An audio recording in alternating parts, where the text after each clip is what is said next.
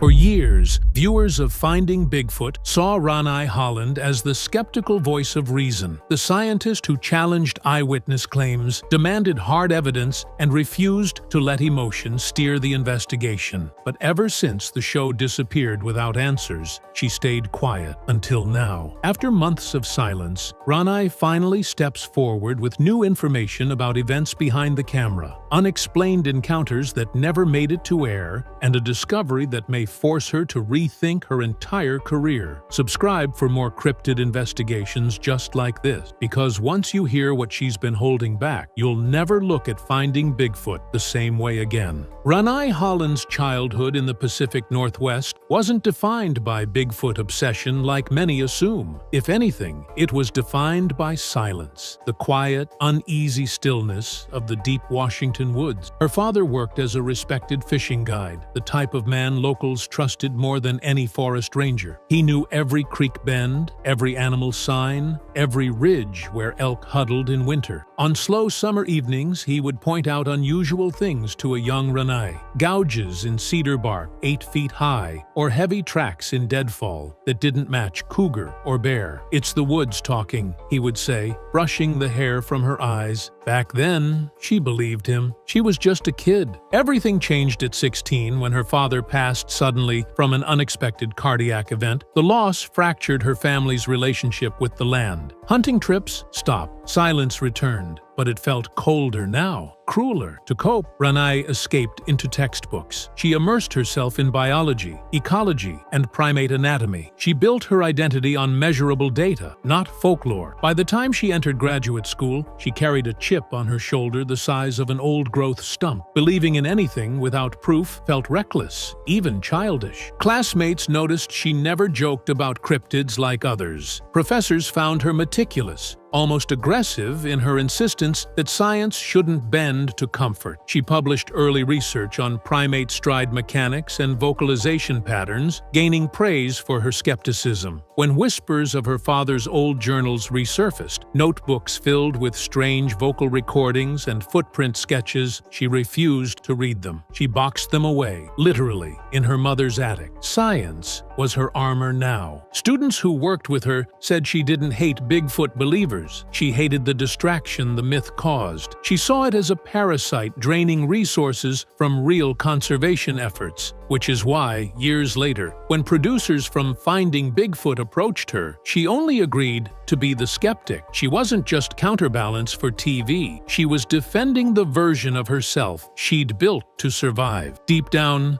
the woods still whispered, but Ranai wasn't going to listen. Not yet. After graduate school, Ranai's work shifted toward salmon ecology along the Oregon and Washington River systems, a position that required long stretches of time in the field. She studied predator-prey relationships, monitored spawning behavior, and logged changes in forest canopy density, standard assignments for a rising biologist. But almost immediately, she began noticing patterns that didn't fit the textbooks. Elk herds that historically migrated south in October suddenly reversed course mid-season. Black bear populations abandoned territories that offered abundant food, instead taking routes that forced them into human settlements. She logged these anomalies carefully, expecting confirmation from other researchers, but the responses came back quiet and uneasy. During a survey near the Clackamas River Basin, her field microphone recorded a low, resonant call at 2:14 a.m. The sound wasn't canine, too deep. It wasn't cougar, too slow in cadence. Its pitch modulation suggested a large chest cavity, but the waveform was oddly flat, lacking the harmonic signature of known mammals. When she brought the recording into the lab, the spectrogram software produced a tag she'd never seen before: unknown mammalia. No match. Her supervisor told her to archive it and focus on verifiable data. The instruction wasn't dismissive, it was nervous. Over the next 9 months, more oddities appeared: river otters, abandoned dens with fresh fish caches untouched. Ravens circled vacant forest clearings without visible carrion. A cluster of Douglas firs were stripped of bark nearly 12 feet up, far above deer scrape height. Local hunters she interviewed described hearing something that talked back and forth across valleys, deep and rhythmic, almost patterned. One man refused to let her quote him, whispering, "Some things don't want to be found." That's when she learned a quiet truth no academic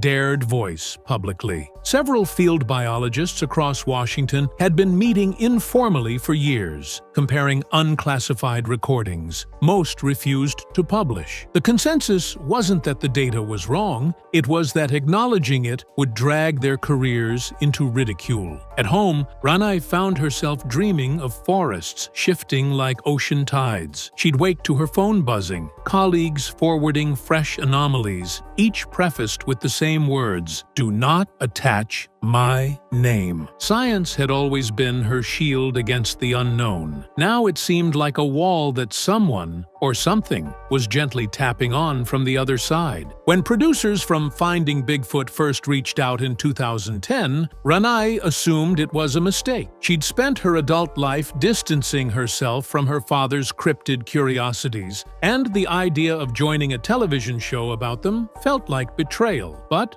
the producers weren't looking for a believer. They wanted contrast, a trained biologist who could scrutinize claims, analyze evidence, and ground the show in rational thought. They needed someone who, on camera, wouldn't hesitate to say, "No, this doesn't add up." And Ranai fit the mold perfectly. She negotiated only one condition. She would never be scripted to pretend belief. Authentic skepticism was non-negotiable. The network agreed publicly that honesty made the show credible. Privately, executives saw an even more valuable dynamic: tension. Skeptic versus believer drives viewership. But what viewers never saw was the briefing binder Ranai received before filming. Inside were dozens of witness statements never aired, most from individuals who refused to be filmed: wilderness firefighters, tribal wildlife technicians, and 2 retired forest law enforcement officers. They all described eerily consistent details: broad shoulders,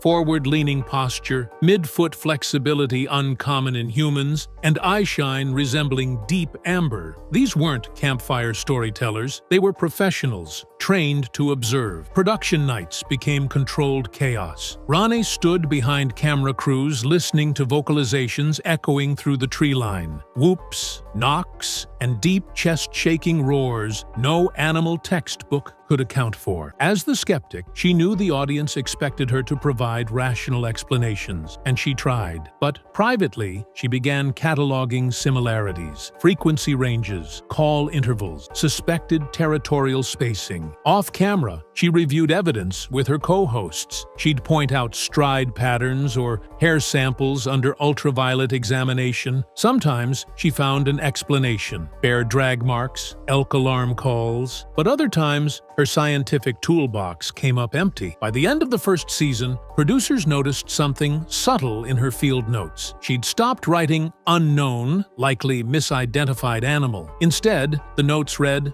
"unknown," consistent with prior reports. Her skepticism wasn't weakening, it was evolving, and when she realized how much the network chose not to air, she began to wonder whether she was being included to debunk the unknown or to make not acknowledging it more palatable to the public. Halfway through filming the Montana episode, the crew set up on the edge of dense timber, where local hunters reported something pacing tree lines at night. It was routine: thermal cameras scanning, parabolic mics recording ambient sound, cast members whispering into radios. Then, just after 1 a.m., the temperature dropped sharply. Ranai noticed the breath from camera operators suddenly fogging. Before she could comment, the thermal operator stiffened. On his monitor, a figure appeared, upright, broad-shouldered, and moving with deliberate, measured steps. Bear's lumber, elk bolt. This paced. It kept exactly 50 yards away, matching the team's lateral movement as if testing boundaries. The thermal signature glowed bright white, but there was no visible light source. Ranai listened carefully. The cadence of the footfalls was heavy, but not clumsy. 4 steps. Pause. 4 steps. Something intelligent enough to conceal noise. Suddenly the radios crackled with static, the kind that swallows voices. Parabolic microphones fuzzed. Ranai raised a hand to signal movement toward the tree line, but a producer intercepted her, whispering sharply, "Back to vehicles." Now it wasn't fear in his voice, it was protocol. Back at the lodge, Ranai reviewed the thermal footage frame by frame. The leg extension was beyond human stride. Muscle mass bulged visibly through the heat signature. She noted mid-foot flexation, rare in hoax suits. The next morning, she was told legal needed to verify chain of custody on the clip. 2 weeks later, she learned the footage was pulled entirely for insufficient clarity. When the episode aired, viewers saw none of it. The pacing figure never existed, at least not on television. That night was the first time Ranai wondered if the network's silence wasn't about credibility, but containment. As Ranai's exposure on Finding Bigfoot grew, so did the number of scientists quietly contacting her. Field ecologists, forestry analysts, acoustic specialists, people trained to document anomalies without sensationalism. They shared private folders containing spectrograms, hair fibers with undocumented medulla patterns, and audio files exhibiting harmonic structures too complex for known North American mammals. These researchers didn't want credit. They wanted someone with a public platform to confirm they weren't imagining things. At first, Ranai assumed the silence from academia was just professional caution. But then, something stranger happened. People stopped responding. An ecologist from British Columbia, who had spent 5 years mapping vocalization clusters, suddenly canceled their correspondence. His university page disappeared, and his public email bounced back as undeliverable. Months later, Ranai heard through a colleague that he'd signed a non-disclosure agreement related to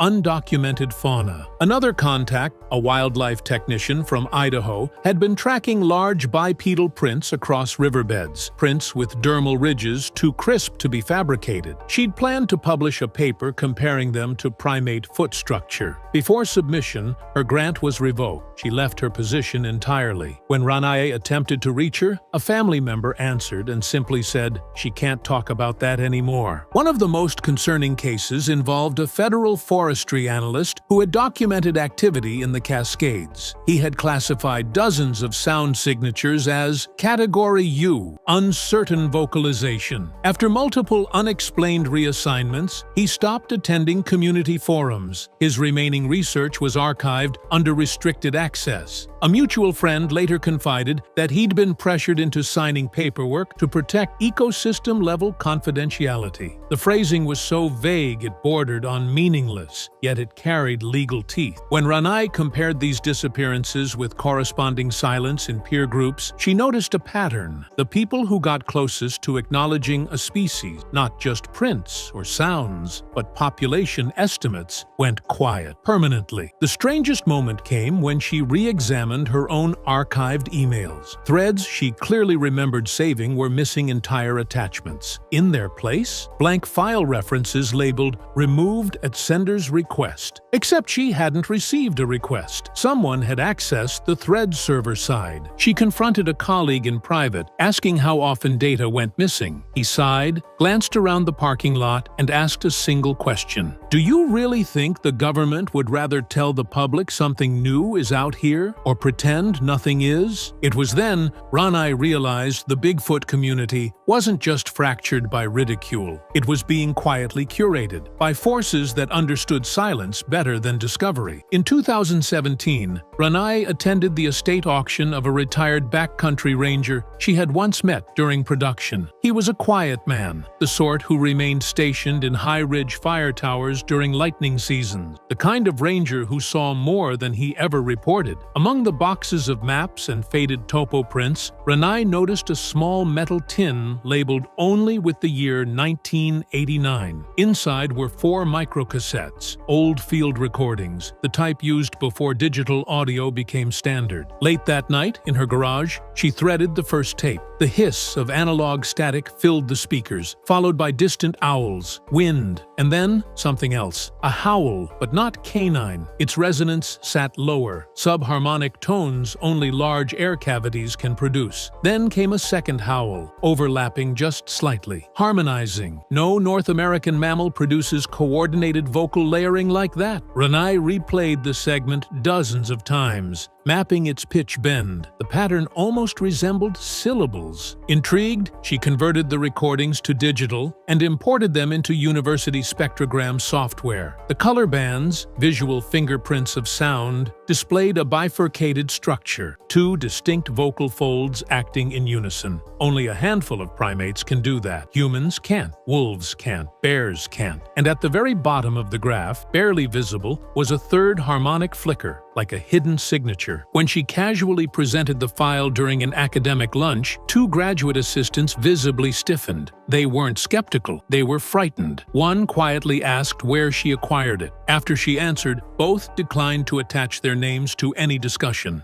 The conversation ended abruptly when one of them received a text and excused himself, leaving his meal untouched. 48 hours later, Ranai received an email from a department address she didn't recognize. It requested, in the interest of wildlife safety, that she surrender all digital copies of the 1989 recordings. Attached was a document citing a federal wildlife privacy statute she'd never encountered. She ignored it. A week later, the tin vanished from her garage. Nothing else was disturbed. She checked her home cameras. The feed froze between 2:03 a.m. and 2:11 a.m. No glitch, no error code, just silence. The missing tin wasn't the disturbing part. It was the replacement, a single sticky note resting exactly where it had been. It read only, "You have your answer." Ranai still has encrypted duplicates of the audio, but she no longer plays them casually. She plays them the way you might listen to a storm, aware that something outside is awake and listening back. By 2018, Ranai had gathered enough compelling anomalies, audio signatures, stride metrics, territorial patterns, that any curious scientist would have attempted publication. But publishing was exactly what she couldn't do. In academia, Bigfoot wasn't a fringe subject, it was professional suicide. Tenure committees didn't entertain biological ghosts. Grants weren't awarded to researchers who questioned mammalian catalogs. Conservation boards avoided the word cryptid like an invasive fungus. The silence wasn't accidental, it was systemic. She'd watched what happened to those who tried. A respected wildlife biologist from Utah submitted a paper comparing mid-foot strike casts to primate locomotion. Within months, his funding dried up. A promising ecologist from Oregon hinted at an unidentified omnivore affecting elk distribution. Suddenly, her university merged her department and eliminated her research focus. These weren't coincidences, they were administrative scalpel cuts.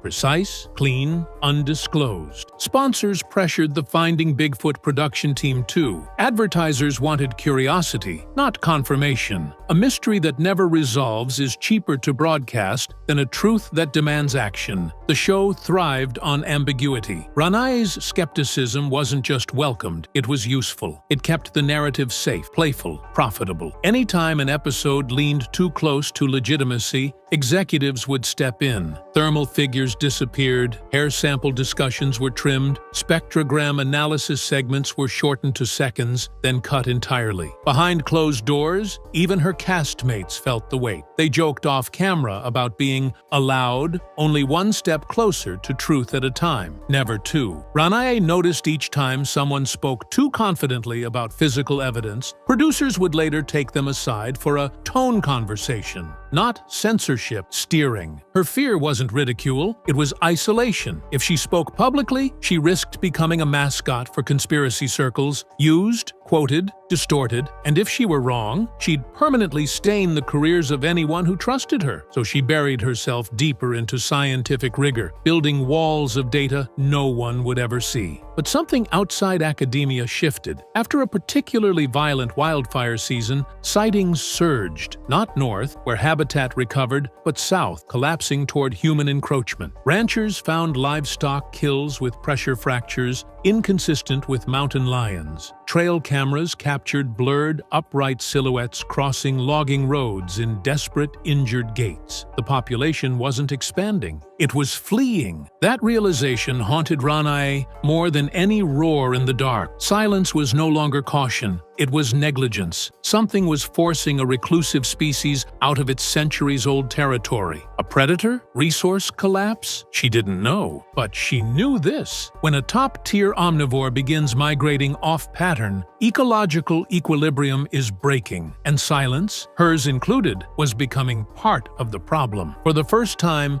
skepticism felt like cowardice. Everything changed in the spring of 2024. Forestry drones in southern Washington, originally deployed to monitor fire risk, captured something crossing a burn-scarred hillside at 3:14 a.m. The figure was upright, barrel-chested, and covering ground with unnatural efficiency. It moved through deadfall and jagged logs as if stepping over shoeboxes. The operator, a former student of Ranae's, clipped a 5-second segment and sent it through an encrypted link. When Ranae analyzed the footage, frame by frame, micropixel compression revealed muscle contraction at the shoulders and thighs, details impossible for costumes or prosthetics. Its stride revealed mid-tarsal flexibility, a trait seen only in great apes. Even more concerning, its left arm hung lower, slightly swollen. The creature was injured. 2 days later, another drone documented a similar figure sprinting across a drainage cut, leaping a fallen cedar in a clean upward arc. No human could accelerate like that with an injured limb. Ranae compared both clips with her archived vocal recording from 1989, noticing patterns aligning with distress calls in chimp communication. Something was chasing this species, not predation, but displacement. Habitat pressure had reached a threshold. Ranae compiled the evidence into a private report and attempted quiet contact with regional wildlife offices. Every agency replied with the same scripted line: no classified fauna consistent with description. When she forwarded the spectrogram overlays, she received no response at all. That was the moment she understood. The silence wasn't confusion, it was policy. Last month, Ranae broke her silence in a controlled interview. Calmly, she stated the species exists and is retreating south. She emphasized no threat to humans. These animals avoid us. The real danger, she claims, is whatever occupies the territory now vacated. Rangers have begun reporting resonant, ultra-low roars, too deep for primates. Livestock carcasses show crushing force without tearing, suggesting something large hunts by impact, not teeth. Her closing line was chilling. If we only look at what's running, we'll never prepare for what's pursuing it. Her message wasn't hype, it was ecological mathematics. Something big just moved onto the board, and this time, silence won't protect anyone.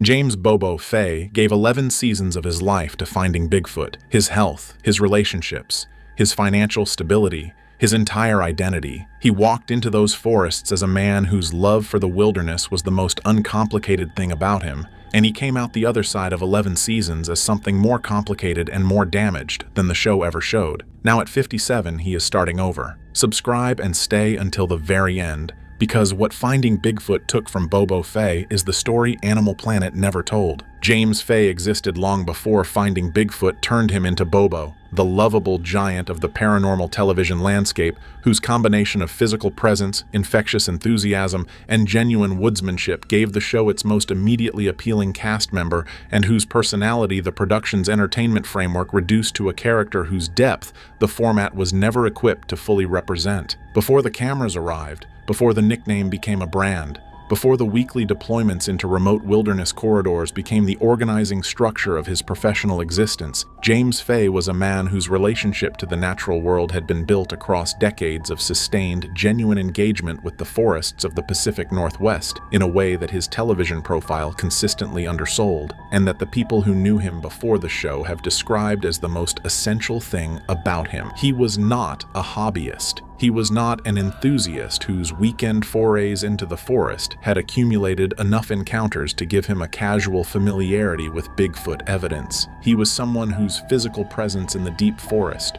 whose extended periods of sustained immersion in the specific environments where the evidence for Bigfoot's existence is most concentrated, had produced a relationship to the wilderness that goes beyond what most people in the modern world have the opportunity or the inclination to develop. The Pacific Northwest forest was not a location he visited. It was a place he belonged to in the specific and irreplaceable way that sustained presence in a landscape produces belonging. He read the forest the way people who grew up speaking a language read text, automatically, without conscious translation, with an immediacy of comprehension that people who learned the language later can approximate but never fully replicate. That quality, the quality of genuine belonging to the wild landscape the show was deploying him into, is what made Bobo indispensable to Finding Bigfoot in a way that the entertainment format never fully articulated. And it is the quality whose loss, whose slow erosion across 11 seasons of treating the forest as a production location rather than a place of belonging, is the first chapter of the tragic story that the years since the show ended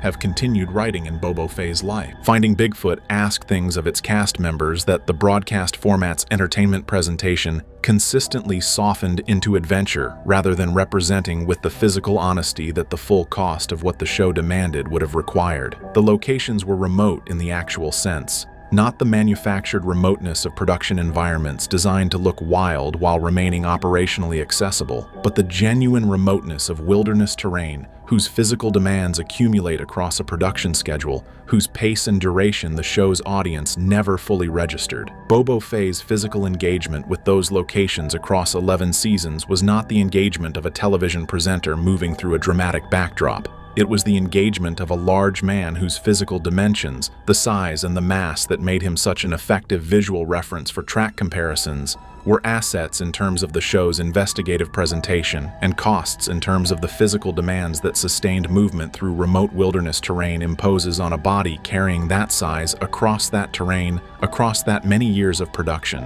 The cumulative physical toll of 11 seasons of Finding Bigfoot on Bobo's body is the chapter of his post-show story that the people closest to him have been most careful about in their public communications, because the specifics of what sustained physical demand across a decade of remote wilderness television production produces in a body are not the kind of details that a person whose public identity was built on physical capability and outdoor vitality finds straightforward to address publicly. What is known from the partial accounts available is that the years of production left physical marks whose persistence into the post-show period has shaped what Bobo's life looks like at 57 in ways that the life of a man who had not spent 11 seasons in those conditions would not have produced. Joints that absorbed a decade of movement through uneven terrain in extreme weather conditions. A body that was deployed into physical situations whose demands were calibrated to the production's dramatic requirements rather than to the sustainable physical management of a person who needed to still be functional when the cameras stopped rolling. The show was not cruel in its physical demands, but it was sustained.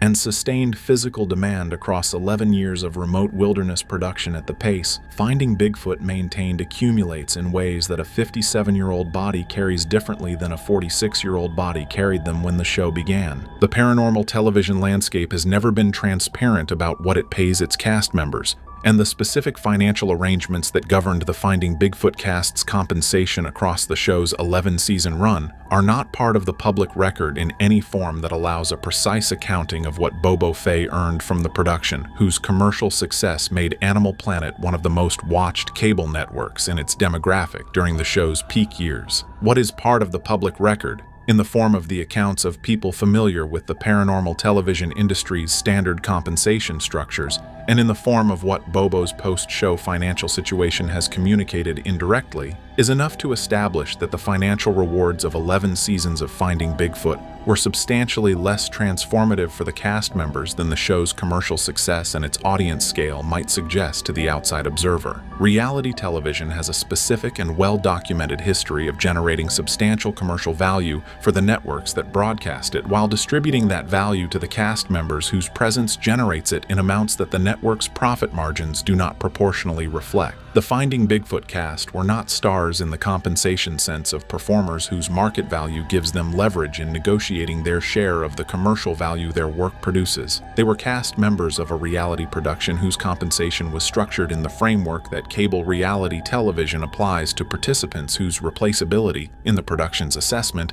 limits the negotiating leverage their individual presence provides. Bobo Fay gave 11 seasons of his life to a production that generated substantial commercial value for Animal Planet. What he received in return, the financial compensation whose accumulated total across 11 seasons represents the economic foundation on which the post-show life he is building at 57 must rest, is the chapter of the Finding Bigfoot story that the people most directly affected by it find most difficult to discuss without the specific combination of pride and pain that the gap between what the work produced commercially and what the workers received financially generates in the people who lived it. 11 seasons of Finding Bigfoot operated on a production schedule whose demands on the cast members' time and presence were not compatible with the maintenance of the ordinary relationship structures that most people's lives are built around. The investigation deployments, the weeks spent in remote wilderness locations whose operational requirements removed the cast from their home environments for extended periods on a recurring schedule across the full production run,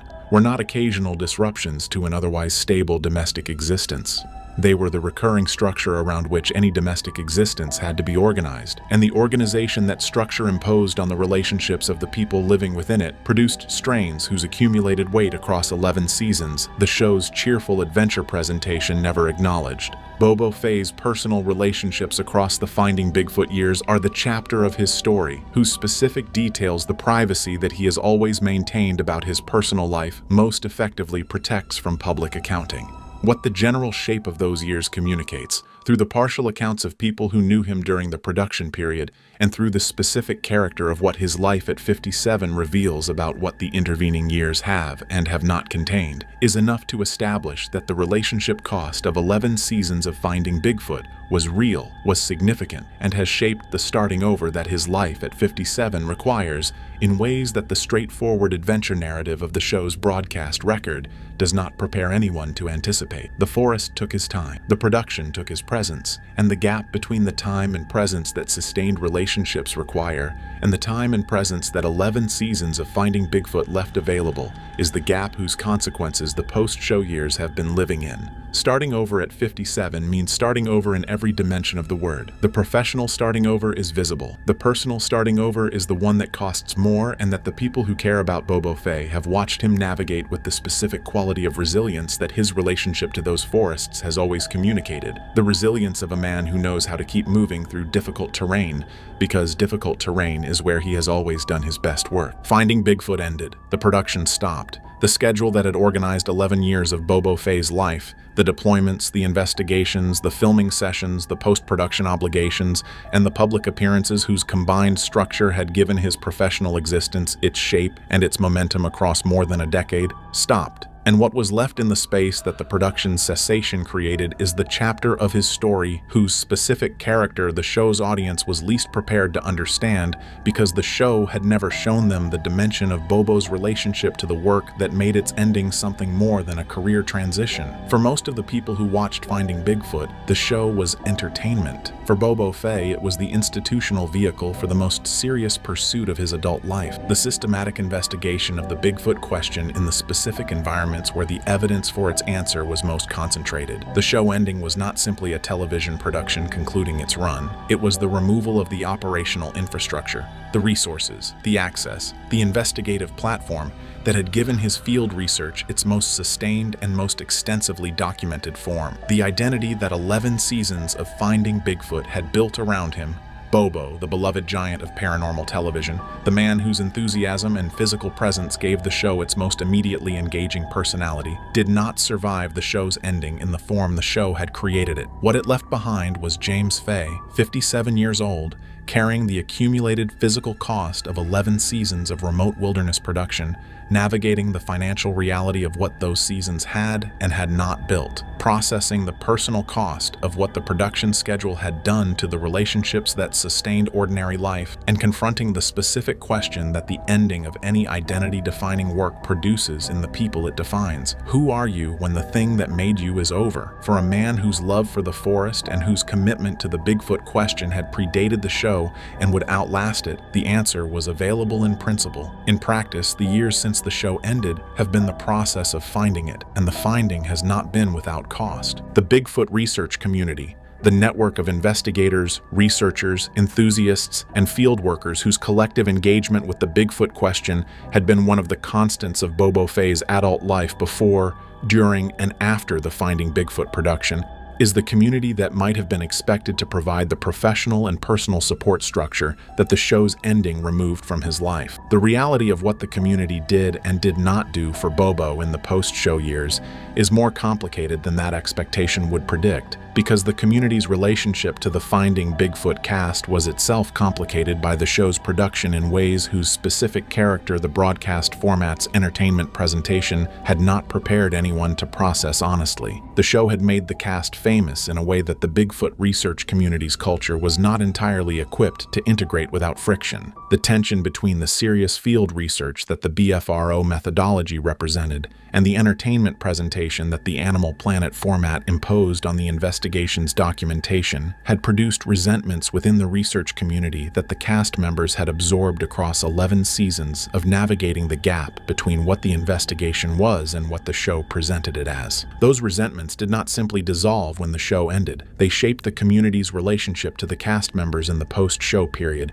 in ways that complicated the professional reintegration that the show's ending would ideally have permitted. For Bobo specifically, whose public profile was the most immediately recognizable of the cast members and whose personality had been shaped by the show into a character that the research community found both endearing and occasionally reductive. The post-show relationship to the community he had belonged to before the cameras arrived has been the specific professional dimension of the starting over that has required the most sustained navigation. He is returning to a community that changed in relationship to him across 11 seasons of television production, and that he changed in relationship to across the same period. The return is real. The warmth is real. But the navigation is also real. And at 57, with the physical costs and the financial realities and the personal losses of the production years in the background, the navigation of that return is one of the less straightforward elements of the starting over that his current life requires.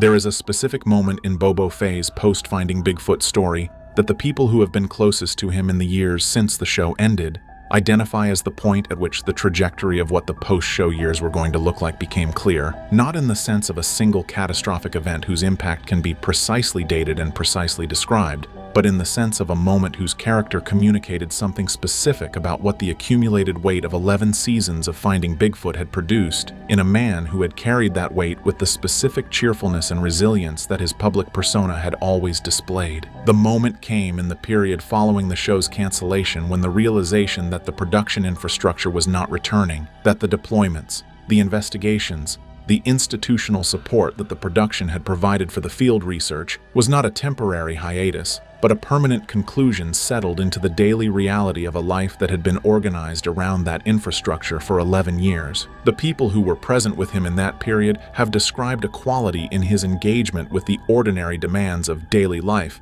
that the Bobo of the Finding Bigfoot years had never exhibited, a flatness whose character was not depression in any clinical sense, but something more specific and more poignant. The flatness of a man who had spent 11 years doing the thing he was most suited for in the world, in the environments where his particular combination of skills and knowledge and physical capability was most completely expressed, in the service of the question that had organized his deepest engagement with the natural world, and who found himself, at 50-something, doing something else. The forest was still there. the question was still there. The desire to be in that environment, pursuing that question, was as present in him as it had ever been. What was gone was the institutional vehicle that had given that desire its most sustained and its most extensively resourced expression. And the absence of the vehicle, the specific void left by the removal of the production infrastructure that had organized 11 years of his professional existence, is what the flatness of that period was communicating. He was not lost. He knew exactly where he was and exactly what he wanted to be doing. He just no longer had the means to do it in the form that had given his life its shape for more than a decade.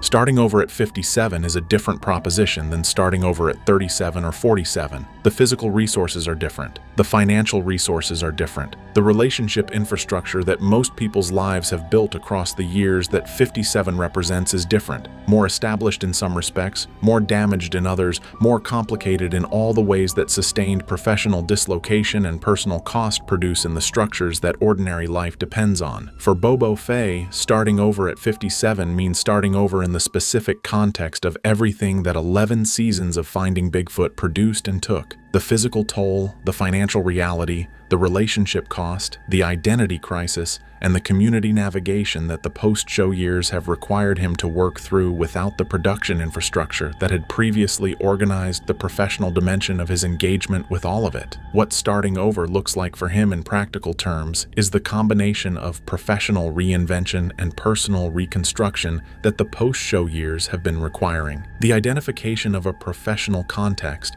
that can provide the relationship to the forest and to the Bigfoot question that the Finding Bigfoot production had formalized, and the rebuilding of the personal structures that the production schedule's demands had not always been compatible with maintaining. The professional reinvention has taken the form of the continuing engagement with the Bigfoot research community through channels that the television production's commercial framework had not encompassed. Field research conducted on the operational timeline of the research rather than the production schedule, evidence documentation whose methodology is governed by the investigative standard rather than the entertainment requirement, and the building of a relationship to the question that is entirely his own, rather than the production's version of his relationship to it. The personal reconstruction is the less visible and the more difficult dimension of the starting over. Rebuilding at 57, finding the relationships, the stability, the daily structure that the production years had complicated, is the work that happens away from cameras and away from the public attention that the Finding Bigfoot years produced. It is the work that the people who care about Bobo Fay watch him doing with the specific quality of attention that people bring to watching someone they love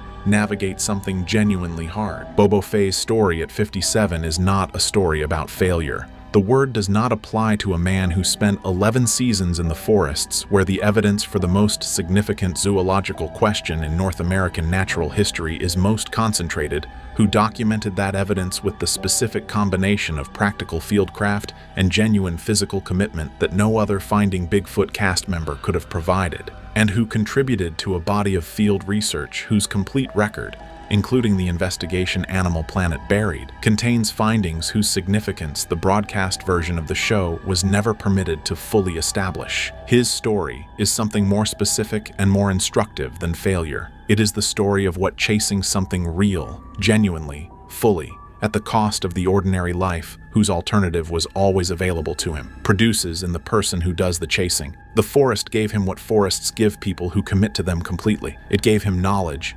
experience, and encounters whose character his decades of accumulated fieldwork gave him the framework to understand in ways that most people who have ever tried to document what lives in those trees never will. What the show and the years and the physical and financial and personal cost of sustaining that commitment have also produced in him is the full accounting that the broadcast format's adventure presentation was never designed to provide. Starting over at 57 is not a tragedy in the sense of a story without resolution. It is a tragedy in the older sense, a story about a person whose genuine greatness and genuine commitment to something real produced consequences whose weight is proportional to the commitment rather than to any failure of character or judgment.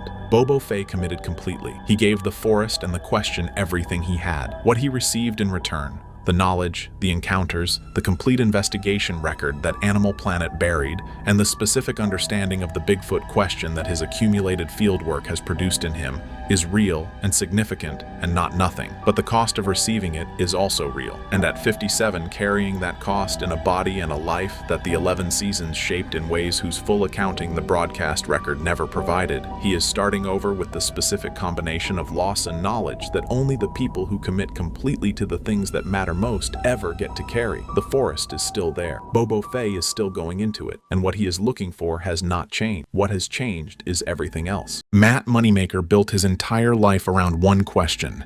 Not a career, not a television franchise. His life. The Bigfoot Field Researchers Organization, decades of independent fieldwork, 11 seasons of Finding Bigfoot, all of it organized around a single pursuit whose answer he has been closer to than almost anyone alive. 1 minute ago, he confirmed that Finding Bigfoot found that answer, and that Animal Planet buried the evidence before the audience could see it. Subscribe and stay until the very end. Matt Moneymaker's relationship to the Bigfoot question is unlike any other figure in the paranormal documentary landscape in a way that the Finding Bigfoot television format consistently undersold, and that the audience who followed the show across its 11 seasons only partially registered through the production's entertainment framework. He did not arrive at the Bigfoot question through curiosity or through a single encounter that redirected his attention from other pursuits. He arrived at it through a process of sustained, systematic engagement that began in his early adult life and that has never been interrupted by the commercial and institutional pressures that deflect most researchers from the subjects whose evidence most demands their sustained attention. The Bigfoot Field Researchers Organization,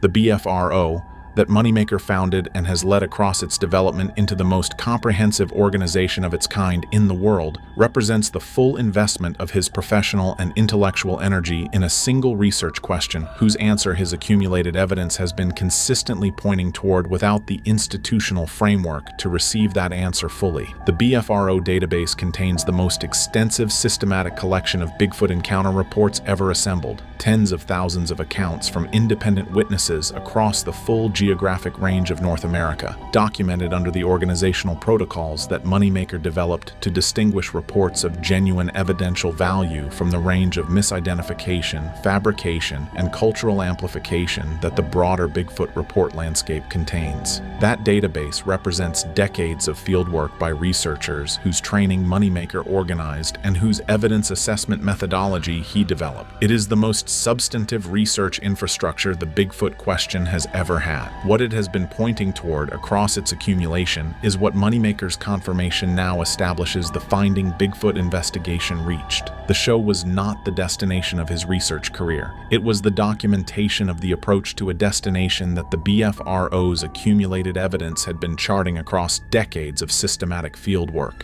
What he just confirmed is that the destination was reached during the show's investigation record, and that the documentation of the arrival was buried by the network before the audience could be shown where the approach had led. The Finding Bigfoot production that Animal Planet commissioned and broadcast across 11 seasons was understood differently by the two parties whose relationship produced it, the network that acquired it as a cable entertainment property and the investigation team whose methodology and whose evidence base the production was designed to document. Animal Planet understood Finding Bigfoot as a paranormal reality series whose commercial proposition was the sustained, dramatic tension of a search that produced compelling evidence without definitive resolution, the format whose audience retention depended on the question remaining open across seasons rather than being answered in a way that concluded the show's central premise. The investigation team, Moneymaker, Cliff Barackman, Renai Holland, and Bobo Fay, understood Finding Bigfoot as an investigation platform whose commercial infrastructure gave them access to field locations,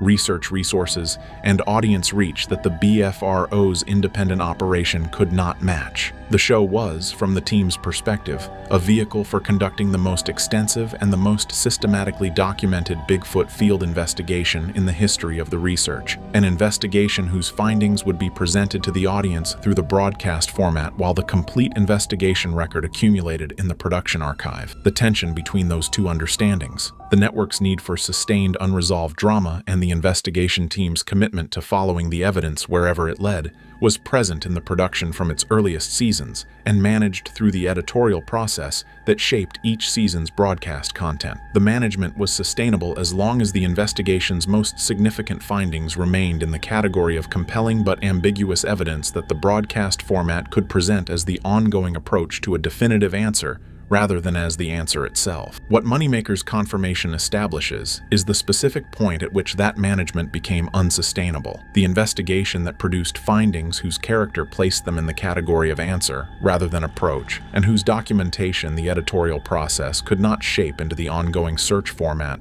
without misrepresenting what the investigation had found. Animal Planet's response to that unsustainability was the buried evidence that Moneymaker just confirmed exists. The investigation team's response to it, across the years between the burial and the confirmation, was the sustained silence that Moneymaker's public statement has now broken. The investigation whose evidence Moneymaker's confirmation establishes was buried is not a single episode from a specific season that the Finding Bigfoot audience can identify through the broadcast record. It is an investigation whose broadcast version, if a broadcast version was ever assembled, either does not exist in the public record or exists in a form whose relationship to the complete investigation footage is comparable to the relationship between the Ghost Adventures controversial episode's broadcast version and its complete investigation record. What Moneymaker's confirmation provides about the specific investigation is the account of what the investigation produced rather than an identification of when in the show's 11-season run it occurred, an account whose specificity reflects his direct knowledge of what the investigation documented and whose restraint in providing production timeline details reflects his awareness of the legal and relational context within which his confirmation is being made. The investigation targeted a location in the Pacific Northwest, the geographic region whose evidence density within the BFRO database has been consistently higher than any comparable area of North America,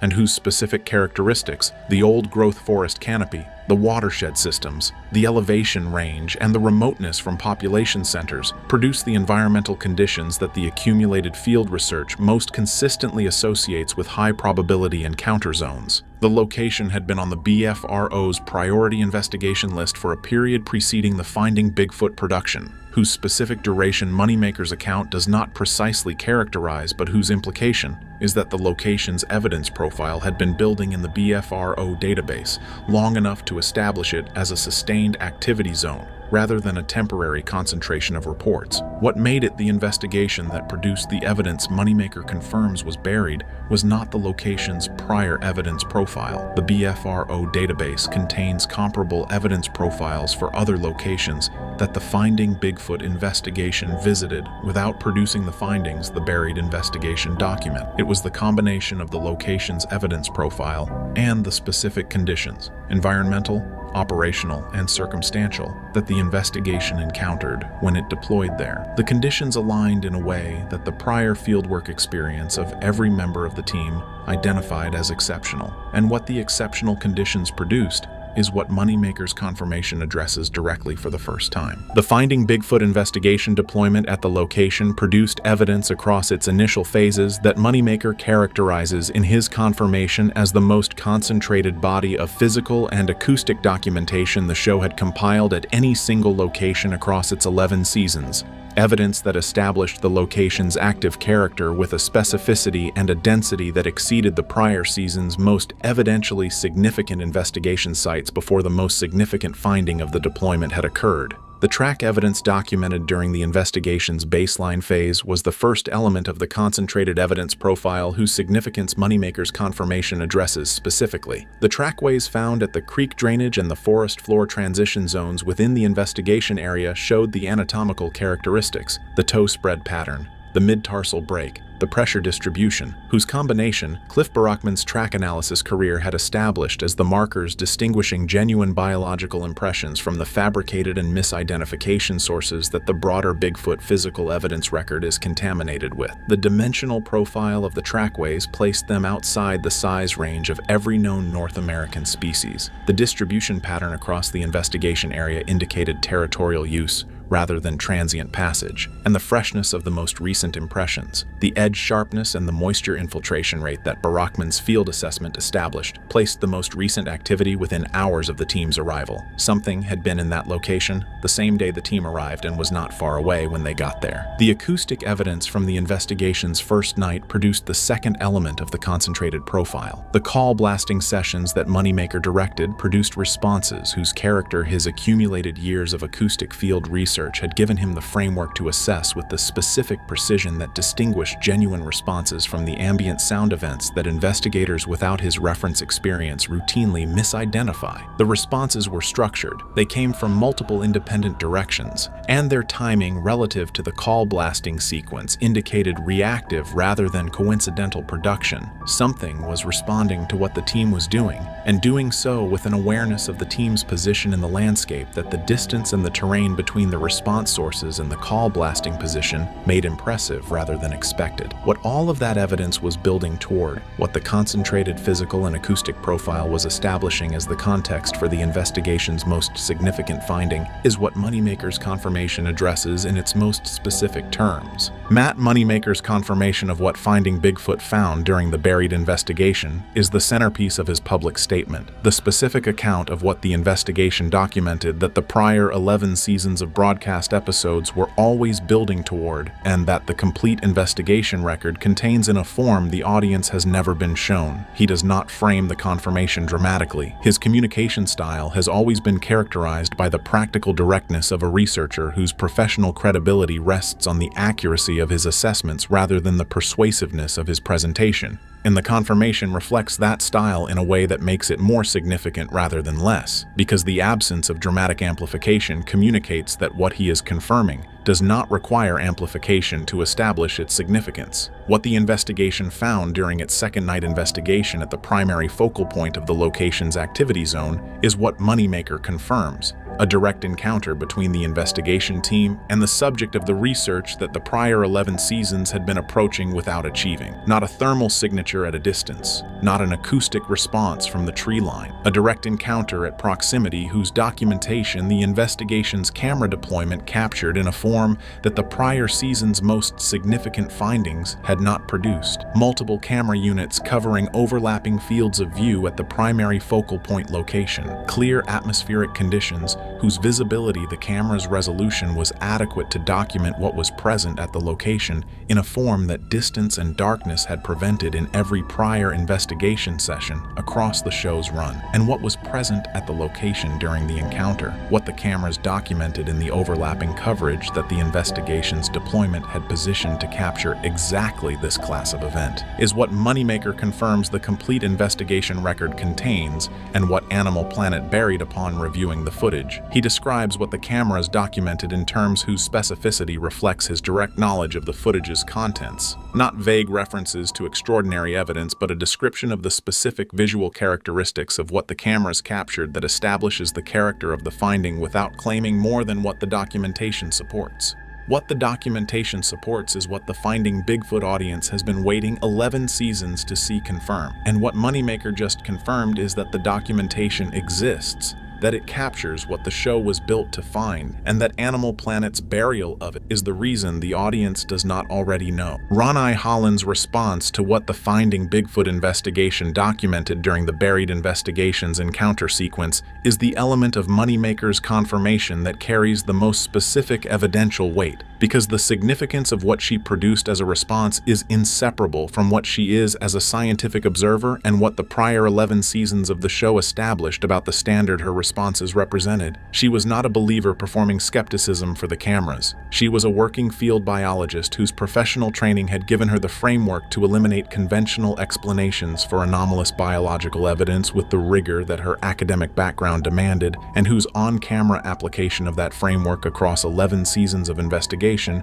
had been consistently oriented toward the conventional explanation rather than toward the conclusion that the paranormal or the cryptozoological interpretation was warranted. The Ghost Adventures audience came to trust Zach Bagans because of his commitment. The Finding Bigfoot audience came to trust Ranai because of her skepticism. A finding that her skepticism could not account for conventionally carried a weight in the show's evidential record that no amount of Matt Moneymaker's enthusiasm or Bobo Fay's practical fieldcraft could produce. Moneymaker's confirmation addresses what Ranai's response to the encounter sequence was, and the description of that response is the most significant element of the confirmation for the audience that understands why her response is the standard against which the evidence quality must be measured. She did not produce the professional headshake that 11 seasons of prior investigation had established as her default response to evidence that her framework accommodated conventionally. She did not produce the qualified acknowledgement that marked the occasions when the evidence exceeded her conventional explanation capacity without fully meeting her positive confirmation standard. What she produced during the encounter sequence,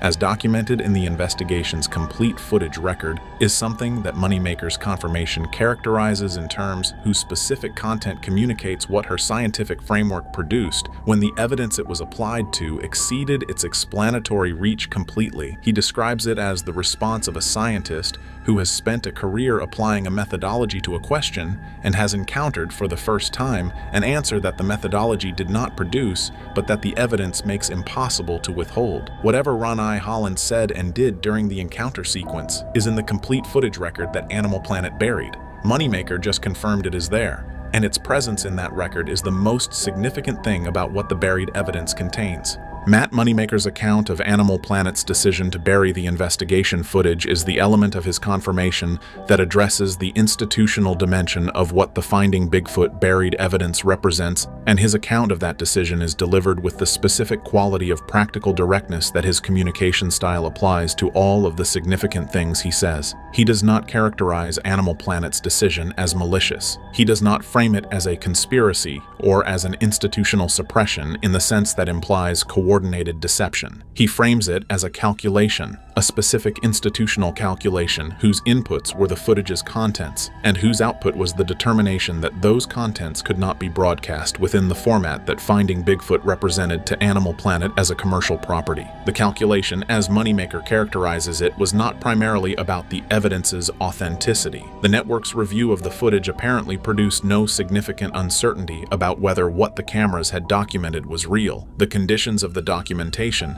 the multi-camera coverage, and the investigative context within which the footage was produced were adequate to establish authenticity without the kind of ambiguity that might have given the network an editorial basis for treating the footage as suspect. The calculation was about what broadcasting the footage would mean for the show's format. Finding Bigfoot was a show organized around a search, a show whose commercial proposition, whose reason for the audience to return each season, was the sustained dramatic tension of a search that produced compelling approach evidence without definitive resolution. The footage from the buried investigation documented definitive resolution. It documented the answer to the question the show was built around, and broadcasting the answer, putting in front of the audience the footage that confirmed the search had succeeded, would have concluded the show's central premise in a way that the network determined was commercially incompatible with the franchise's continued production. Moneymaker's characterization of that calculation, and of his response to it across the years between the burial and the confirmation, is the most personally significant element of his disclosure. He built his life around the question the investigation answered. The answer was documented, and the institution that controlled the documentation decided the commercial value of keeping the question open exceeded the obligation to show the audience what the search had found. The complete investigation record from the Finding Bigfoot buried investigation,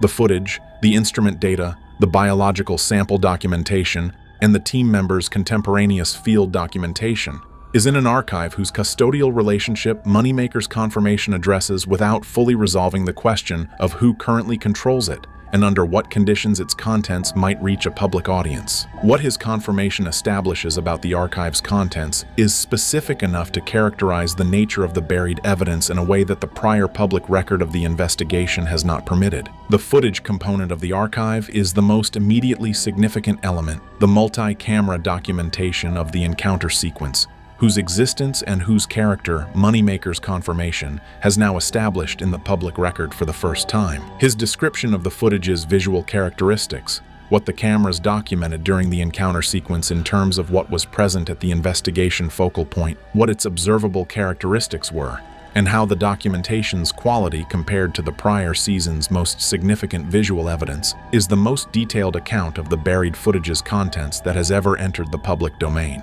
The instrument data component of the archive documents the environmental monitoring readings from the encounter sequence, electromagnetic, acoustic, and thermal data, whose values Moneymaker characterizes in his confirmation as the most extreme the investigation's instrument deployment had ever produced at any investigation site across the show's run. The biological sample component is the element of the archive whose existence Moneymaker's confirmation reveals for the first time. Biological material recovered from the investigation focal point in the period following the encounter sequence under collection protocols whose rigor the team's preparation for the investigation had established in anticipation of exactly this eventuality. The material has been subjected to laboratory analysis whose results Moneymaker characterizes with the specific restraint that his scientific credibility demands. Not as confirmation of a species identification, but as producing findings whose character places the biological material outside every known species in the regional biological record.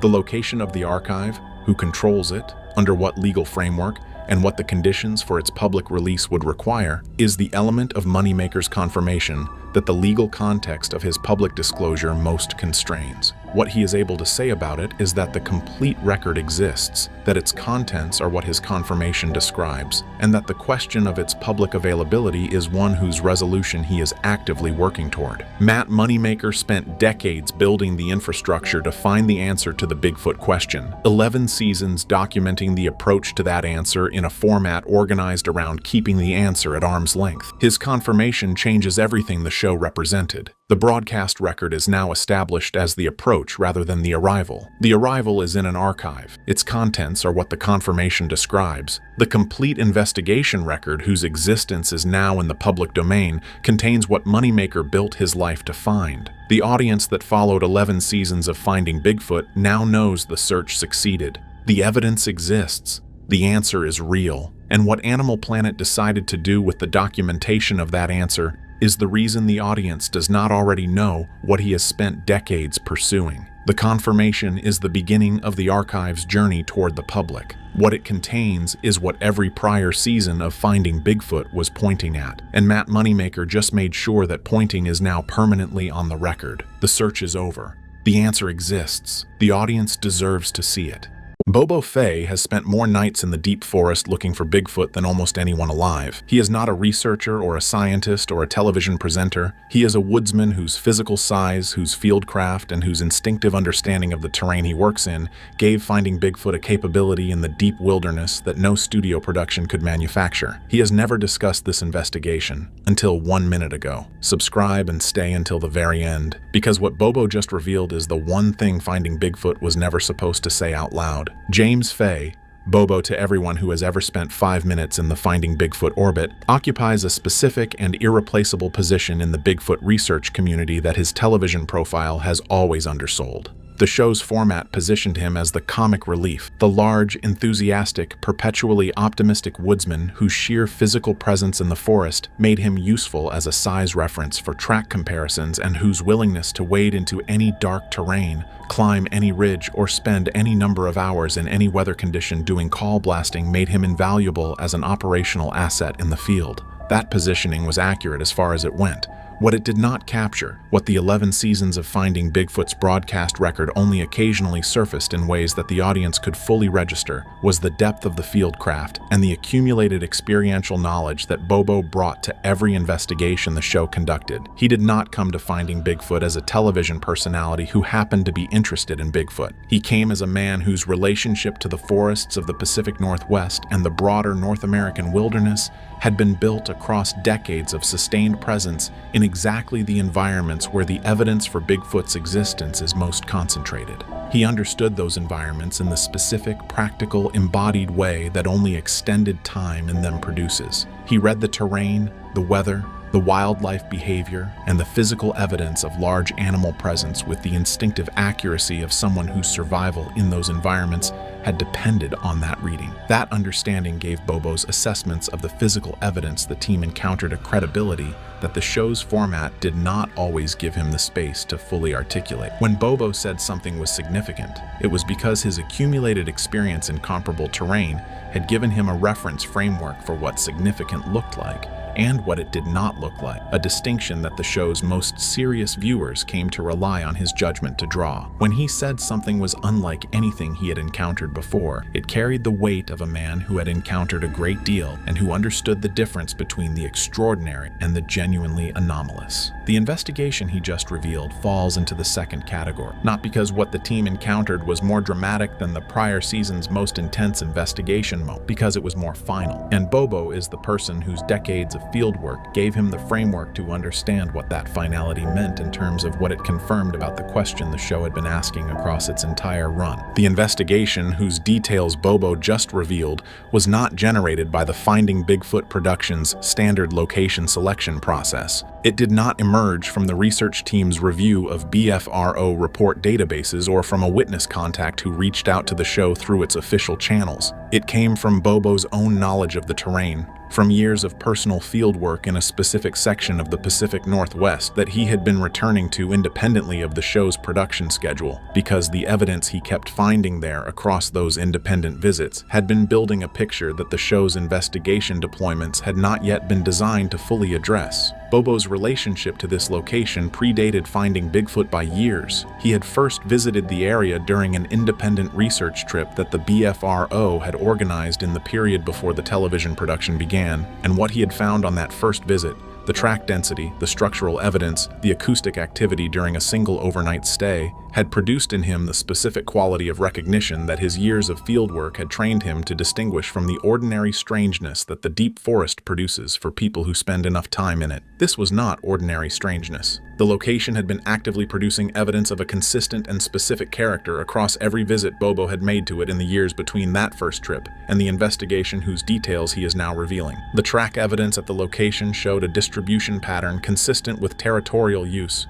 rather than transient passage. Impressions in the soft ground of the creek systems and the forest floor, whose concentration in specific areas of the location indicated regular, repeated use of defined corridors rather than the random distribution that passing wildlife produces. The structural evidence, the tree manipulations, the branch constructions, the specific arrangements of natural materials that Bobo's fieldwork had given him the reference framework to assess, showed a sophistication and a consistency across the location's most active areas that his accumulated experience placed in a category distinct from anything the surrounding wildlife was capable of producing. And the acoustic environment of the location, the specific quality of the sounds the night produced when Bobo had spent overnights there on his independent visits, was something he has described in the limited prior references he has made to the location as the detail that kept bringing him back. The forest at this location sounded different, not frightening, not unusual in the ambient sense of a new environment producing unfamiliar sounds, different in the specific way that a place sounds when something in it is listening. Bobo's account of what he communicated to the Finding Bigfoot team in the period before the investigation was deployed at the location is one of the most significant elements of his reveal, because it establishes the specific expectations the team brought to the investigation and the relationship between those expectations and what the investigation actually produced. He did not build the team's anticipation by describing the location in dramatic terms. Bobo's communication style in the field is practical rather than theatrical. He describes what he has seen and what he has found and what his assessment of those things is, without the performative enthusiasm that the show's broadcast format sometimes wrapped around his contributions. What he communicated to Matt Moneymaker and the rest of the team in the pre-investigation briefing was exactly that, a practical, specific account of what his prior visits to the location had produced and what his assessment of that evidence suggested about the nature of the presence at the location. He told them the location was occupied, not visited, not transited, not the temporary range of a single individual. Occupied in the sense that his understanding of the territorial behavior patterns the prior evidence indicated suggested a resident population whose use of the location was consistent, established, and organized around the specific terrain features that his visits had identified as the focal points of the area's anomalous activity. He told them the physical evidence at those focal points was of a quality he had not encountered at any other location in his years of field research. The combination of track evidence,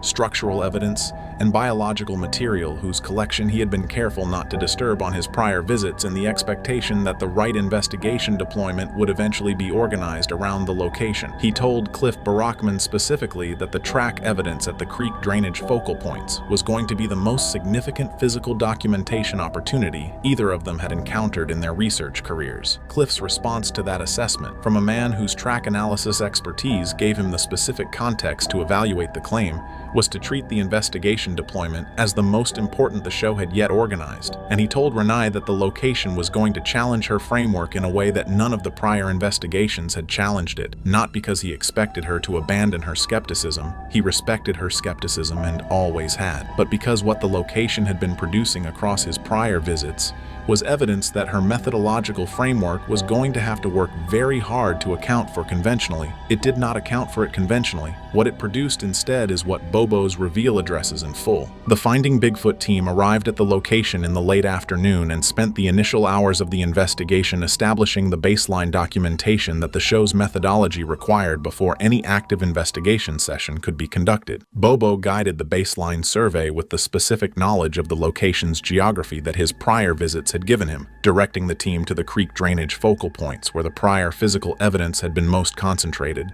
positioning the monitoring equipment at the approach corridors whose activity levels his previous overnight stays had established as highest, and identifying the specific areas of the location where the structural evidence from his prior visits remained visible as contextual documentation for what the baseline survey was establishing. What the team found during the baseline survey exceeded what Bobo's prior account had led them to anticipate, not in its general character, which was consistent with his description, but in its freshness. The physical evidence at the focal points was recent. The track impressions in the creek drainage soil whose condition Cliff Barackman assessed with the forensic precision his track analysis career had developed indicated activity within the prior 24 to 48 hours. The structural evidence at the primary focal point, the branch constructions and tree manipulations that Bobo had documented on his prior visits, had been added to and reorganized since his most recent independent visit, indicating ongoing use of the site in the period between visits. And the biological material visible at the primary nest structure was fresh enough that Ranai's field biology assessment placed its deposition within a day of the team's arrival. The location had been actively used within the prior 24 hours. Whatever was using it had been there the day before the team arrived and was not far away now. The baseline survey was still in progress when the first acoustic event occurred. Not a distant vocalization heard at the edge of audible range,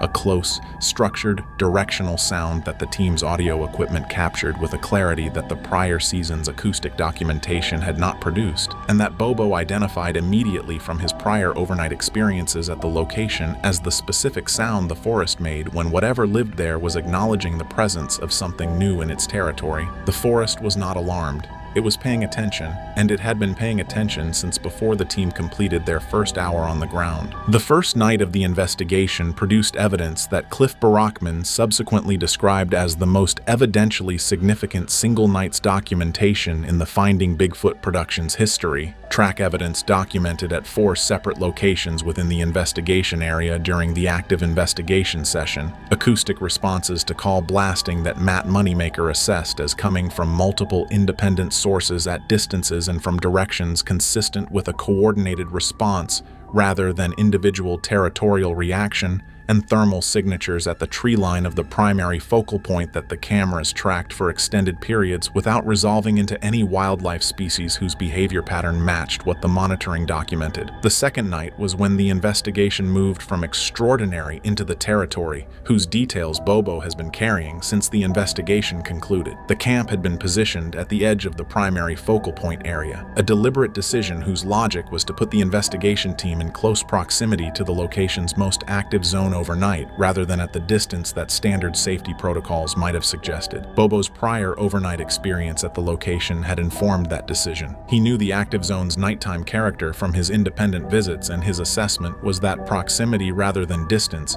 was the approach that would produce the most significant documentation. What he had not anticipated, what his prior overnight experience at the location had not produced, and therefore had not given him the experiential basis to predict, was the specific development that the second night generated generated at the camp position. Something approached the camp, not at the tree line, not at the outer boundary of the thermal camera's coverage range, not at the ambiguous middle distance that the prior season's most dramatic night investigation moments had typically occupied. Something approached to within a distance that Bobo's account characterizes with the specific precision of a man who has spent enough nights in the deep forest to calibrate proximity accurately. Close enough that the distinction between an organism choosing to approach and an organism that had decided the camp's position within its territory required direct assessment was not a distinction that needed to be drawn theoretically. Close enough that the sound of its movement through the undergrowth at the camp's edge was audible without equipment, and close enough that what the thermal cameras documented when their coverage captured it at that proximity is what the rest of Bobo's reveal addresses,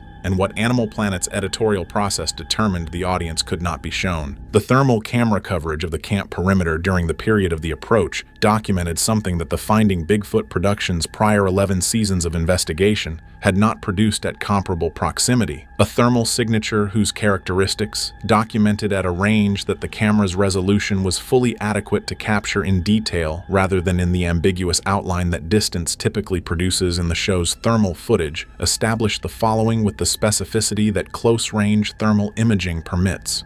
The signature was bipedal, not the intermittent bipedalism of a bear investigating a scent or responding to a disturbance. The sustained, habitual, mechanically efficient bipedalism of a species for whom walking on two legs is the primary and natural mode of locomotion. The gait pattern visible in the thermal footage across the frames that captured the approach to the camp perimeter was analyzed by Bobo in real time with the practical biomechanical reference framework his years of close observation of large primate locomotion in field conditions had built, and his real-time assessment was that what the camera was showing him was bipedal locomotion of a quality and a fluency that no known North American species other than a human being produces. It was not a human being. The thermal signature's dimensions, the shoulder width, the overall body mass as indicated by the heat signature's size, the limb proportions visible in the camera's resolution at that range, placed it outside the human size range in a manner whose clarity the proximity of the documentation did not permit to be ambiguous. Bobo's account of reviewing the thermal footage in real time on the monitoring screen during the approach is the element of his reveal that communicates most directly what the experience of that night produced in a man whose decades of fieldwork had given him the most extensive experiential reference framework in the team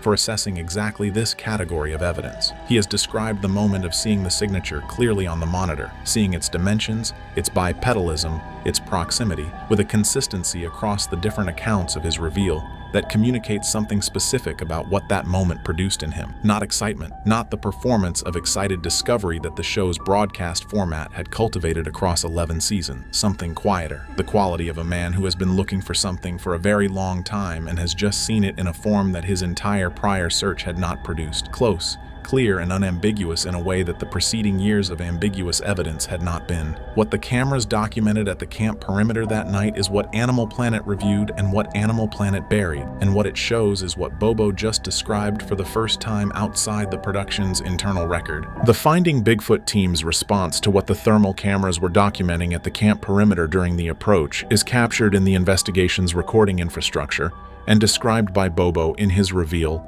with the plainness that his communication style has always applied to significant field events, not dramatized, not amplified, just described in the specific terms that make clear what happened and what each team member's response to it was. The team was together at the monitoring position when the approach occurred. They were not distributed across the investigation area in the deployment configuration that the active investigation sessions used. They had returned to the camp position for a scheduled equipment check and were reviewing the monitoring feeds together when the signature appeared in the perimeter camera coverage. All four of them saw it simultaneously. Bobo's account of what each team member's response was in the moment the signature resolved on the monitor is one of the most humanly significant elements of his reveal, because the specific quality of each response communicates something about what the signature's close-range clarity produced in people with different relationships to the evidence that Bigfoot research produces. Matt Moneymaker went quiet in a way that Bobo describes as unlike his typical response to significant evidence, not the organized, analytically engaged quiet of a researcher processing a finding, but the specific silence of a man whose entire professional life has been organized around the pursuit of exactly what the monitor was showing him, confronting it at last in a form that his professional framework was not fully adequate to process. Cliff Barackman picked up his documentation equipment and began recording the monitor feed with a methodical precision that Bobo describes as the most focused he had ever seen Cliff operate in a field situation. Not excited, not hesitant, just completely absorbed in the documentation task in a way that reflected his understanding that what was on the monitor was what his forensic research career had been building toward. Ronai Holland said one word. Bobo does not reproduce the word in his reveal. He describes it only as the word that a scientist who has spent 11 seasons applying rigorous skepticism to the evidence for Bigfoot's existence says when the evidence in front of her exceeds the explanatory reach of the skeptical framework she has been applying. The word communicated that her framework had reached its limit. Whatever she said in that moment is in the production's audio record. Whether it will ever be in the broadcast record is the question that Animal Planet's editorial decision about the investigation's footage has kept unanswered. Animal Planet's decision to pull the footage from the investigation Bobo is describing was communicated to the Finding Bigfoot production within a time frame that he characterizes in his reveal as faster than any prior editorial decision in the show's 14-season broadcast history. Not deliberated, not subjected to the extended review process that content decisions of comparable significance typically require in the operational rhythm of a cable television network. Made quickly, communicated clearly, and implemented with a totality that reflected institutional certainty rather than editorial consideration. Bobo's account of how the decision was communicated to the team is one of the most revealing elements of the entire disclosure, because the manner of the communication told the team as much about the nature of the decision as the decision itself. It did not come with an editorial justification. Networks that pull content for ordinary content management reasons provide explanations. The evidence is too ambiguous for the show's evidentiary standard. The footage raises legal concerns about the location's owner. The content exceeds the network's programming parameters for its audience. The communication about the investigation footage provided none of those conventional justifications. It provided an instruction. The footage was not to be broadcast. The investigation was not to be referenced. The production was to proceed with its schedule as though the investigation had not occurred. Bobo's response to that instruction, and to the decision it represented, is something he describes in his reveal with a candor whose quality reflects the specific position he has always occupied in the Finding Bigfoot operation as the team member whose practical field orientation made him the least embedded in the institutional frameworks that complicate the other team members' responses to the editorial relationship with the network. He did not accept the justification because no justification was offered. He did not accept the decision as an ordinary editorial call because the speed and the totality of it was not consistent with ordinary editorial process. What he accepted, what the years since the investigation have produced in him in terms of his understanding of what the decision represented and why it was made, is a conclusion about the institutional calculation that Animal Planet performed when its review of the investigation footage produced the suppression decision. The network understood what the footage showed. It understood what showing it would mean for the audience's relationship to the question the show had been asking across 11 seasons, and it made the calculation that what showing it would mean was something it was not willing to produce. Bobo accepted that calculation long enough to stay silent about the investigation. He has now decided the silence has lasted long enough. James Fay has spent more time in the forests where Bigfoot is reported to exist than almost any other living person. The investigation he just revealed is where that time finally arrived at its destination. Not a dramatic confrontation, not a blurry image at distance, thermal footage at close range on a specific night at a specific location that his decades of fieldwork gave him everything he needed to understand. He does not frame what he saw as a belief. He frames it as something he saw on a monitor, close enough to be clear, documented well enough to be unambiguous, and buried by the network before the audience could see it, because the audience seeing it would have made the question Finding Bigfoot had been asking for 11 seasons impossible to keep asking. 11 seasons of thermal signatures and acoustic responses and track evidence were the approach. The investigation nobody was allowed to see was the arrival. Animal Planet made sure the audience never got there. Bobo just took them there anyway, in the plainest terms he knows, the way he has always done everything in those forests, without performance, without doubt, and without any more silence about what he saw.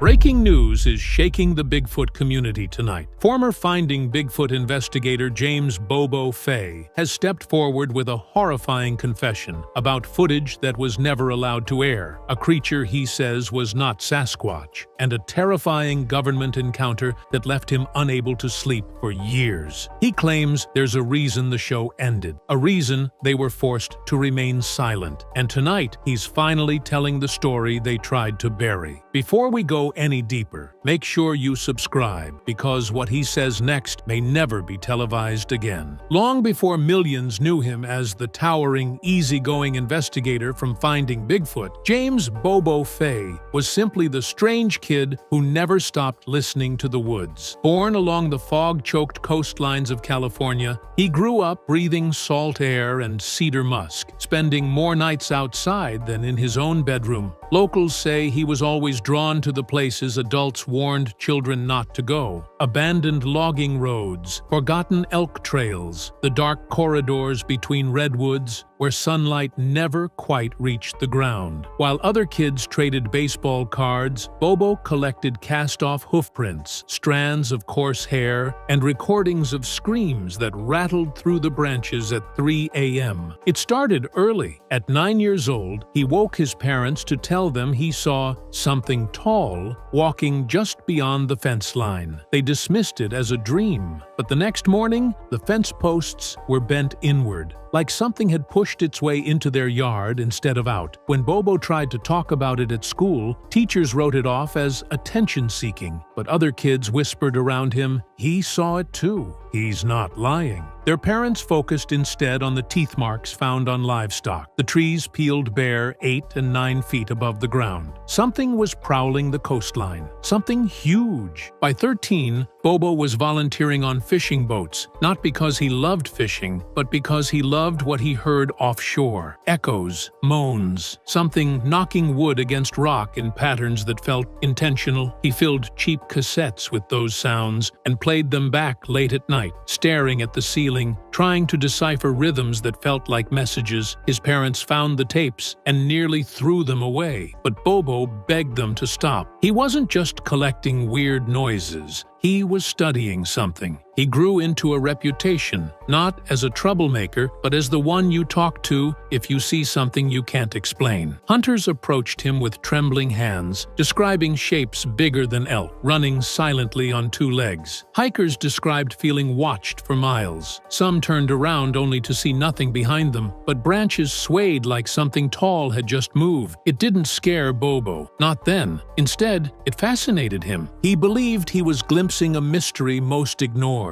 But looking back now, he admits something chilling. "I wasn't just chasing them, they were watching me grow up." By the time Finding Bigfoot came knocking, Bobo wasn't just a believer, he was a walking database of every strange footprint, guttural howl, and missing livestock report across the Pacific Northwest. Producers were drawn to him because he wasn't theatrical. His excitement came from the kind of curiosity most people lose as adults. They wanted authenticity, and Bobo was authenticity. But from the moment filming began, something felt off. Before the first investigation, the cast was handed a binder titled Safety Protocol. Inside were rules that no one on the team remembered ever requesting. They weren't about bears or dehydration. They were about patterns. Never knock on trees more than 3 times in a row. Never play recorded vocalizations past 2:45 a.m. Never stand alone in clearings during full moons. And, strangest of all, never acknowledge echoes that come from more than one direction at once. When the team questioned the rules, producers brushed them aside. Standard guidelines. Legal stuff. Bobo didn't buy it. As filming progressed, he noticed subtle discomfort among veteran crew. Camera operators refused to look at tree lines through viewfinders for too long.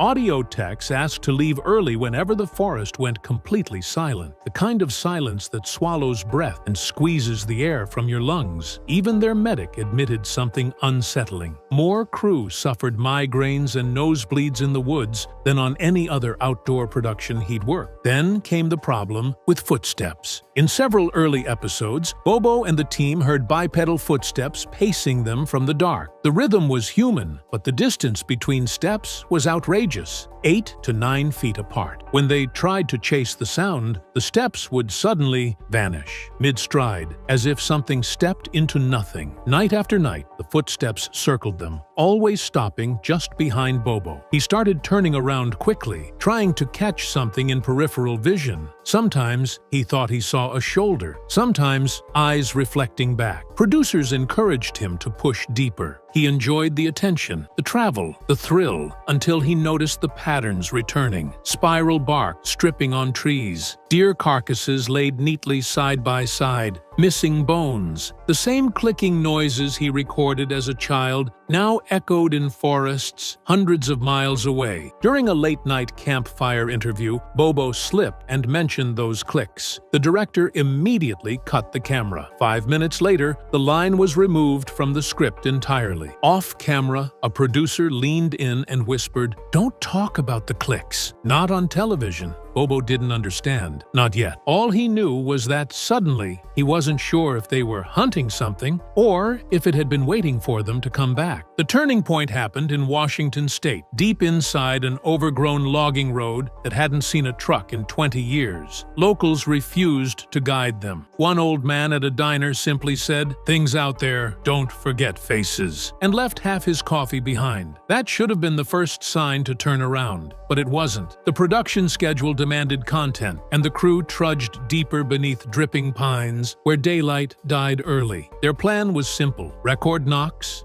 mimic suspected calls, and wait. Bobo volunteered to be the one to vocalize. He stepped forward, inhaled, and let out a booming, trademark howl that echoed for miles. The forest answered, not with an animal cry, but with a perfect imitation of his voice, bouncing from 3 different directions at once. The crew froze. Bobo's eyes widened. He tried again, a different pitch. The same mocking reply came back, slightly delayed, like something was studying his vocal cords. The sound technician swore he saw branches sway in the opposite direction of the echo, as if something was circling them silently. Infrared cameras picked up heat signatures, tall shapes, too wide at the shoulders, bending at angles that looked painful. One silhouette crawled vertically up a tree, joints rotating like a spider's legs. The director ordered the team to keep filming. This was gold, but no one felt like celebrating. Then came the whisper. Bobo leaned in. His microphone caught faint syllables just behind his neck, his own voice whispering back to him, "Don't turn around." His body went cold. He spun anyway. Nothing. Just darkness so thick it felt physical. The forest grew quiet. Birds stopped. Wind choked out. And then something started knocking on trees. Slow, rhythmic, and close. Cameras turned, but found no source. The knocks accelerated, circling like a predator tightening a noose. One cameraman vomited from the pressure in his skull. Another began bleeding from the nose. Suddenly, the forest spoke. Rapid clicking, layered with low growls, forming patterns like language. Bobo whispered, "That's not Bigfoot. That's something else." The footage showed their tent shaking from outside that night. Hands, too many joints, too long, pressed against the fabric, feeling their way across the seams. The shadows didn't move like animals. They moved like things that studied anatomy and tried to impersonate it. By morning, trees surrounding their camp were stripped in spirals, and someone or something had left bare footprints around Bobo's sleeping mat. Bare, human-shaped, but each foot had 6 toes. That episode never aired, and the network didn't just delete it, they classified it. After the Washington incident, the production changed. Crew members who once joked around the fire now whispered among themselves, eyes darting to tree lines between takes. The medic complained about a new, constant ringing in his ears. The sound operator developed migraines so sharp they sent him to his knees. When producers suggested bringing in replacements, both men refused to leave the show. "They know my voice now," the sound operator muttered. The next filming location was a state forest no longer listed on government maps. When Bobo asked why, a local ranger replied, "Because too many things go missing there." At first he assumed she meant animals, until she clarified campers, hunters, rangers, anyone alone after midnight. During the investigation, Bobo noticed quiet zones in the terrain, pockets of absolute silence where insects would not enter. Within those zones, the soil was churned into circular depressions, as if something moved just beneath the surface. They filmed everything. That night, the team heard gravel footsteps outside base camp, scraping, dragging, then the distinct sound of something stepping onto exposed roots. They shined lights. No eyeshine reflected back, but the trees themselves seemed to lean ever so slightly, as if something tall pressed against them while passing through. At dawn, the camp perimeter was littered with pine needles arranged into spirals again. Only this time, in the center of each spiral sat a single strip of torn cloth, the kind used on ranger uniforms. 2 crew members quit on the spot. When the team reviewed motion-triggered wildlife cameras, nearly half the night was missing, corrupted. But what remained showed something horrifying, a shadow stretching across the forest floor, impossibly long, bending at 3 different angles as it moved. No footsteps, no cadence, just the slithering silence of elongated limbs. Producers ordered the footage destroyed. Bobo protested. He argued that viewers deserved the truth. The lead producer pulled him aside and said quietly, "You think Bigfoot is the mystery? Bigfoot is the decoy." The forest didn't scare Bobo anymore. It was the patterns. Patterns imply intelligence, patterns imply hunger. And whatever walked through those trees vanished without leaving tracks. Because sometimes the ground doesn't matter when you're not entirely touching it. The call came from a frantic shipping manager in Northern California. For weeks, security guards patrolling an abandoned warehouse swore something tall was slipping between the loading docks at night, tripping alarms and leaving behind piles of shredded cardboard, not chewed, peeled, like something was stripping the material to examine its fibers. Producers jumped on it. The team arrived expecting raccoons. Instead, they found the building's security office lined with monitors showing nothing. Every time a camera picked up movement, the feed blurred, then snapped back to clarity after the motion passed. The guards insisted they saw the shape with their own eyes. 9, maybe 10 feet tall, with arms that nearly reached the ground. The crew ran a nighttime lockdown. Bobo moved through the aisles with a FLIR camera, the kind that paints heat signatures like ghosts. Halfway down the corridor, the screen flickered. A tall, humanoid silhouette stood motionless between 2 pallets. Its body temperature was colder than the room. When Bobo leaned closer, the silhouette split, dividing into 2 smaller forms that scuttled in opposite directions, limbs bending sideways at the elbow, like insects, mimicking human structure. Audio captured a strange clicking dialect, layered, overlapping, too fast for a single throat. The sound tech whispered, "That's not language, that's measurement." Something was mapping the room. The crew panicked. Cameras shook. One runner tripped and screamed when something brushed past him. Not fur, but hard, like smooth bone. When they regrouped and reviewed the footage in the hallway, a pair of headlights flooded the building. Black windbreaker uniforms stepped out, badges without agency labels. No one smiled, no one blinked. They demanded the tapes. A producer tried to protest, but one of the windbreakers replied, "Unauthorized cryptid footage interferes with ongoing studies." He said it calmly, like reading a weather report. The crew was forced to sign temporary non-disclosure forms on the hood of an unmarked SUV. Bobo refused. He held onto a single SD card he'd palmed during the chaos, tucking it into his sock. The card contained 5 seconds of footage, the tall silhouette splitting into 2. When he watched it later, alone in a hotel bathroom, he noticed something the others hadn't. Both figures paused and turned toward the camera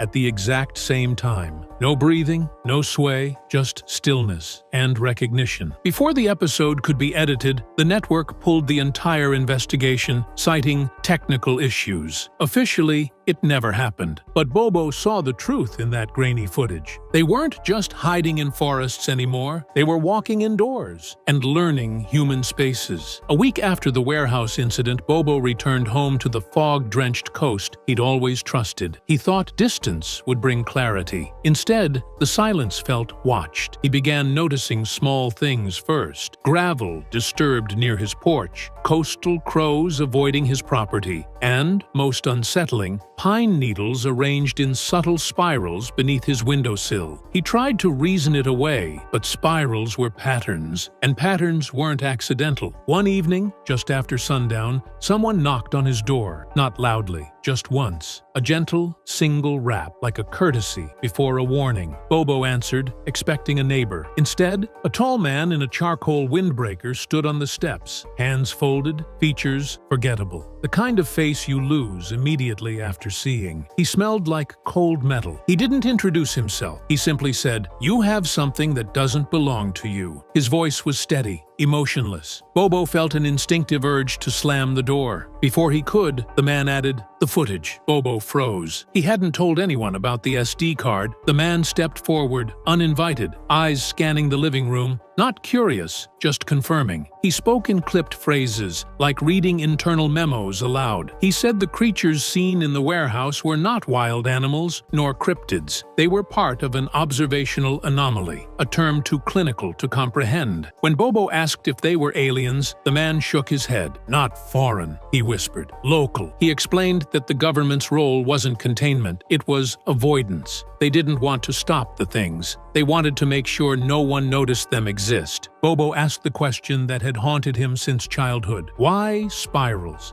The man paused, eyes tightening, and replied, "Because spirals are how they remember. It's their version of handwriting." Before leaving, he leaned in and spoke softly, almost delicately, as if trying not to agitate the air around them. "Do not vocalize their clicks. You do not know what you're saying back." The man turned to exit, then stopped at the threshold. Without turning around, he added a sentence that made Bobo's chest hollow. "They choose a person. They listen for years. They wait." After the door shut, Bobo felt the house shift, wood settling, or something pressing gently against the siding. For the first time in his life, the woods he loved felt predatory. He burned the SD card that night, but it didn't change anything, because the next morning he found fresh spirals in his driveway gravel. No wind could have arranged them, and embedded perfectly at the center of each spiral was something worse: his own boot print. Despite the warnings, despite the spirals, despite the stranger's voice lingering like static in his ears, Bobo went back. Not with a crew, not with cameras. Just one borrowed thermal scope, and the kind of dread that pushes a man forward instead of stopping him. Crescent Field had been sealed off on paper, but no fencing stopped determined hikers. Within minutes of stepping onto that soil, he realized something had changed. The forest was silent. No insects, no owls, not even wind brushing leaves. A dead stillness, thick enough to taste. The field where his footage was taken now bore markings, wide circular impressions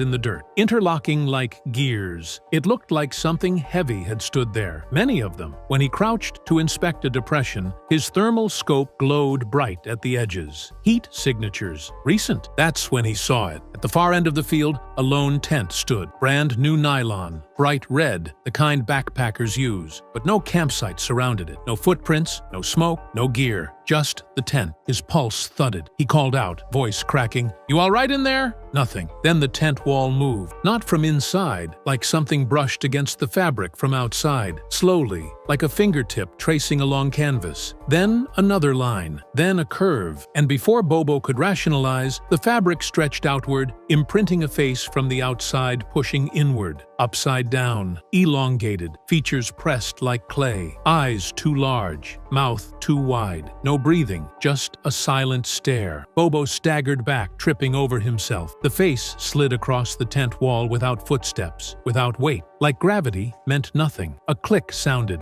First one, then a responding click from the tree line. The same communication pattern from the warehouse. The same rhythm that had followed him home. He fumbled with the thermal scope. The tent showed icy cold shapes clustering around it. Multiple figures. Thin, jointed, spindly. He watched as the face turned, tracking him, though no head should bend that way. The clicks intensified, overlapping, and suddenly the tent collapsed inward, like something had vacuumed the space out of existence. No tearing, no bursting seams, just gone. The clearing erupted with clicking responses. Bobo didn't run at first. He staggered, paralyzed, until a slow, heavy shift of branches overhead broke whatever spell held him. They were above him, watching. He finally bolted through brush, lungs burning, clicks following in perfect measured intervals, not chasing, tracking, recording. He didn't stop until headlights blasted through the trees. 2 black SUVs. Same man in the windbreaker. He stepped out, expression unchanged. "You shouldn't have come back," he said quietly. "When they see you twice, they don't forget." Behind him, agents moved without flashlights, like they already knew where every tree stood. As they passed him, one whispered a phrase Bobo wishes he never heard. "They're cataloging." Today, Bobo's voice quivers when he speaks. He avoids cameras. He sleeps with lights on. Because some nights, when the wind dies and the world goes still, he swears he hears clicking, answering itself from different parts of his property. And sometimes, in freshly fallen pine needles, he finds spirals, with his footprint centered perfectly inside. Bobo doesn't talk about Crescent Field publicly anymore, but privately, he's begun telling a few trusted investigators the same chilling thing. The creatures aren't hunting, they're counting, cataloging behavior, mapping who returns. He says those spirals are assigned marks, not threats, inventory tags. And recently, he woke up to something new outside his window. 2 spirals, side by side. The second was smaller. A friend had visited the night before. He's convinced the government isn't hiding these things because they can't stop them. They're hiding them because acknowledging them would expose a terrifying truth. Some wilderness doesn't belong to us, some trails aren't accidental. And sometimes, when you leave a forest, it doesn't mean the forest leaves you.